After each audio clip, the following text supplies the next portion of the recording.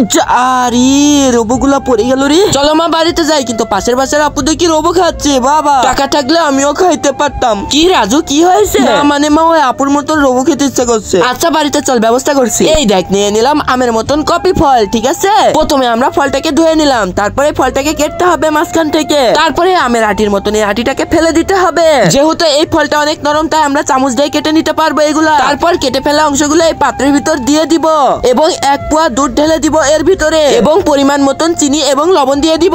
এবার মিক্সার গ্রাইন্ডারের মুখটা আটকে দিব। মিক্স করতে দেওয়া হয়ে গেল। এটা দেখতে কিন্তু অনেক সুন্দর হয়ে গেছে, কিন্তু এরপর কি করলাম তা দেখে রাখি বন্ধুরা।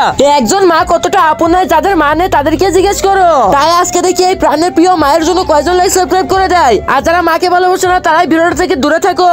আমাদের মিক্স করা ফলের রসগুলো কিন্তু এর ভিতরে ঢেলে দিব। অনেকটা গাঢ় হয়েছে, তরল তরল হয়েছে। তারপর আমরা আঙ্গুর ফল দিয়ে কিন্তু সাজিয়ে দিব। খেয়ে দেখ রাজু, দোকানের রোবর মতন হয়েছে নাকি তরল তরল? দেখি তো। আরে বাহ মা, অনেক সুন্দর হয়েছে। তুমি একটু টেস্ট করো তো, দেখো কেমন হয়েছে।